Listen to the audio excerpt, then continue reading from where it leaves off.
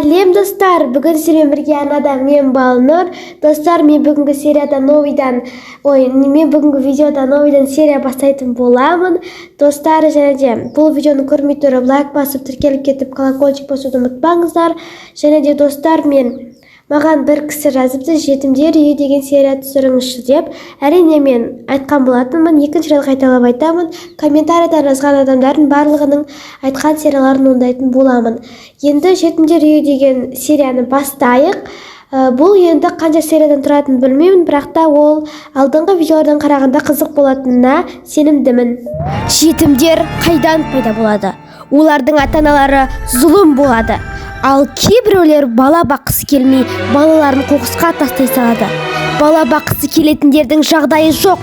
Ал тіпті кейбіреулері заң құқықтарына бағынбай, сотталып, олардың балалары жетімдер үйіне өткізіледі. Жетімдер үйінде балалар бірге ойнап, бірге өседі. Олар тату-тәтті өмір сүреді. Міне ұйықтап жатсыңдар, тұрмайсыңдар ма? Не нау? Не сұмдық нау? Ой, кешіріңіз, қазір тұрамыз. Я, қазір тұрамыз. Таңғы астарды ішпейсіңдер ма? Тамақты сендер ішсіңдер ғой, мен емес. Одан кейін сабақ оқысыңдар. Болыңдар, тез 1 минуттың ішінде дайын болыңдар. Бірінші этажда күтіп тұрам сендерді. Осыларда бір.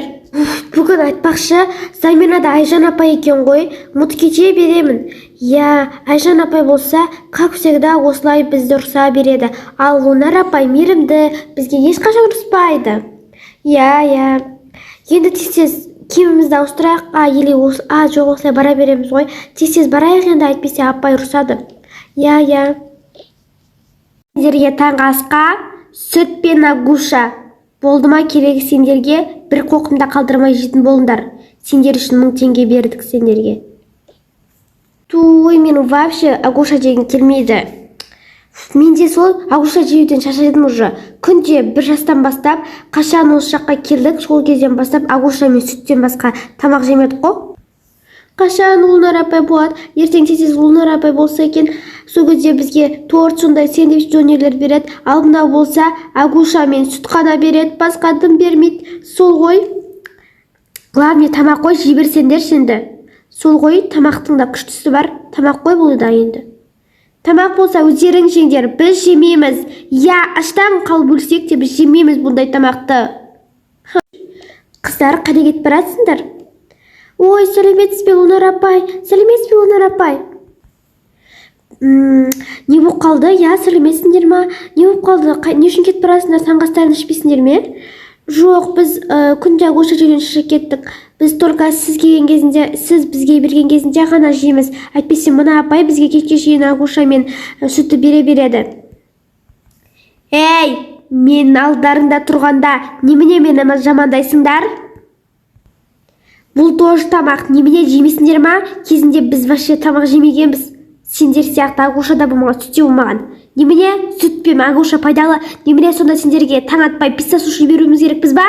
Мен сендерге бүгін түсте суши пицца берейін деген, просто өздерің өстіп жынды ұқсап қалдыңдар ғой, сол үшін. Жемесеңдер жемей-ақ қойыңдар. Кетіңдер бар, аштан өліңдер бүгін сендер. Ертең бірақ жейсіңдер тамақтарында Лунар апаларың келгенде. Я, жейміз ертең бірақ. Немене қазіргі жастарда бір үлкенге сөз қайтарады. Не деген сұмдық бұл? Үлкенге сөз қайтарған емес. Кішкентай кезімізде біз вообще үлкенге мамамызға да сөйлей алмайтынбыз даже. Апайымызға да сөйлей алмайтынбыз даже. Біз ұрса алмайтынбыз ол кезінде. Бұлар шыдамайды бұндай кішкентай ұрысқанға бола. Мінекей сендерге осындай заттар алып келдім. Барып енді комнаталарыңа тез жеп алыңдар, жарайды ма? Аха, жарайды. Рахмет өте көп, сізді қатты жақсы көреміз. Я, сізді қатты жақсы көреміз, біз кеттік. Аха, жарайды. Жақсы, ой, мен тыңдамадым, жарайды енді. Лунар апай маған қатты ұнайды. Бізге осындай заттарды кез келген кезінде әкеп бере салады ғой. Я, тез ертең болса екен, ертең бізге береді. Я, маған бұндай шоколад, бабл-тиларды жеу ұнайды. Маған да осындайларды жеу ұнайды. Енді Айжан апай көріп қоймаса болғаны. Я, Айжан апай көріп қоймай тұрғанда тез бәрін ішіп жеп алайық. Аха. Бабл-ти прям кайф. Так, наяқта қандай бошулары келіпті көрейікші. Мынау не білмеймін. О, мен алма жеймін. Мен де алма жеймін.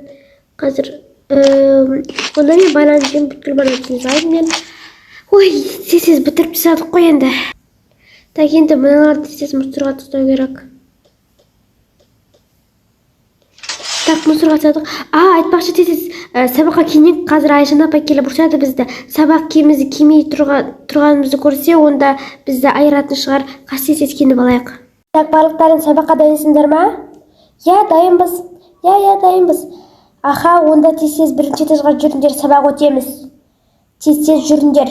1 минуттың ішінде жететін болыңдар бірінші этажға. Так, балалар, орындарыңа отырдыңдар ма? Ой, бұларға сөз айтсаң түсінбейді бәрібір. Не сұмдық мынау, қанша рет айтам сендерге?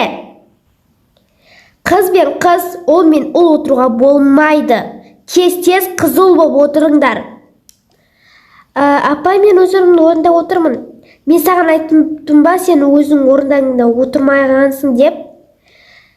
Аяжан, отыр орныңа. Жанат, отыр орныңа. Бол, тез орындарыңа отырыңдар.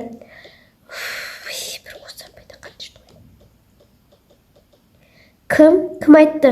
Кім айтты ана сөзді? Білмеймін, апай. Жарайды, балалар, бұл сабағымыз тез бастаймыз. Күнде осылай отыратын болыңдар. Лунар апай болғанда да, мен болған кезінде де осылай отыратын болыңдар. Түсініңдер ма? Я, түсінікті. Аха, түсінікті. Осы екі ұл ғана. Түсінікті, аха, жарайды деп жүреді. Ана осы екі қызда бір өзінше болады, как всегда. Тез сабақ оқыңдар. Бірінші сабақ ағылшын. Наяқта сендердің жазған бұжыбыларың бар. Мынау сендердің жазған бұжыбыларың. Қараңдар сенді. Мынау кім сурет салып тастаған? Кім сурет салып тастаған? Апай мен андай ручкам пасты қалды да, одан кейін фломастермен сала салдым. Ой, сенде бұлықтырасың, как всегда. Фломастерлерді әкелмей қойшы, вообще ол керек емес. Лунар апай болған кезде әкел, бірақ та мен болған кезде әкелмей қой. Мен бәрібір бұндай фломастер қолдаттырмаймын сендерге. Жарайды, балалар, мен бұжыбының бағасын айтайын деп жатырмын. Бұжыбының бағасы міне. Қазір бұжыбының бағасын айтам. Кәусардың бағасы 10-нан 8, ал Жанаттың бағасы 10-нан 6, ал Айжандікі 10-нан 7, Мержандікі 10-нан 10. Бол, сендердің бағаларың осы. Менен 4-ке шығайыншы, 5-ке шығайыншы деген әңгіме болмасын. Только, апа, мен шынымен 5-ке шығайыншы, мен қаншама жыл оқып келатырмын, сонда да вообще 5-ке шыққан жоқпын, 4-ке ғана шығып жатырмын. Енді мен кінәлім ба? Оқысаң ғана 5-ке шығасың. Мержан ғана 5-ке шықты бізде. Аяжан мен кім? Вообще 3, Аяжан мен Жанат 3 вообще. Апай, мен 10-нан 7 алдым ғой, 4-ке шығатын жарым, может быть. Жоқ, шықпайсың. Өзінше болып сөйлемеңдер маған. Так, енді спикингді айтамыз. Кім спикинг айтады? Апай, мен айтамын. Мержан, сен айтпайсың, сен қалай айтатынды біліп тұрмын. Сен айтпасам да мен саған 10 балл қоя саламын күнделік кезетқан. Жарайды. Сен қарам ғой, маған қалай айту керек не айтшы? Жоқ, өзің үйрен, сенің білімің бол керек. Жарайды, шындысың ғой сен деп. Так, енді бізде күнде сабақ айтпайтындардан сұрайын. Так, Жанат, do you speak English? Чего? 2. Той, апай. Басқа кезде ағылшынша сөйлемейсіз, дәл осындай кезде ағылшынша сөйлеп қаласыз ба? Я, болды, тыныш. Такым айтады. Апай, бүгін жейтасынасын сұрамай қойыңшы. 5-ші күн ғой вообще. Сабақ оқуға ешкім желаниясы жоқ. 90-ның соңы еще. Каникулы болайын деп жатыр. Бүткіл апайлар даже оқымай қойыңдар, сабақ оқымай қойыңдар дейді. Ал вот именно сіз сабақ оқисыңдар дейсіз. Пожалуйста, осы 90 оқымай қояйықшы. Осы 90 деппін ғой. Бүгін оқымай қойшы. Бүгін 90-ның соңғы күнде ғой. Жарайды. Деп айтады деп ойлап қалмаңдар, сабақ оқисыңдар, не үшін оқымауларың керексіңдер. Сосын бар ғой, ана кім? Кәусар, не үшін сен фломастерлеріңді әкелесің? Салып қойш, мына сумкама алда салып қой.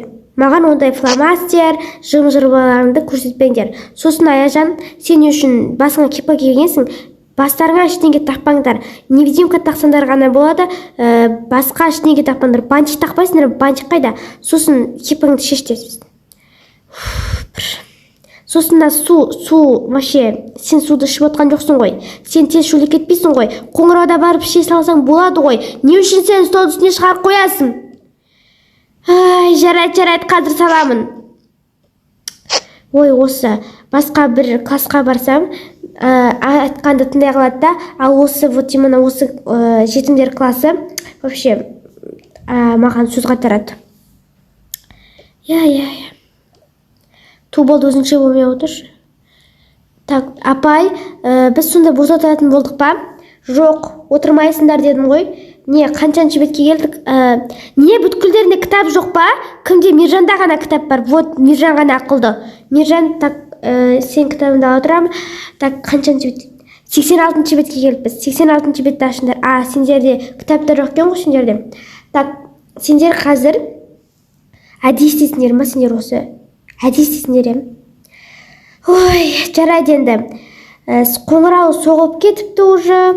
Енді қоңырау соғып кетсе, онда қоңырау болсын, үзіліске шығып келіңдер.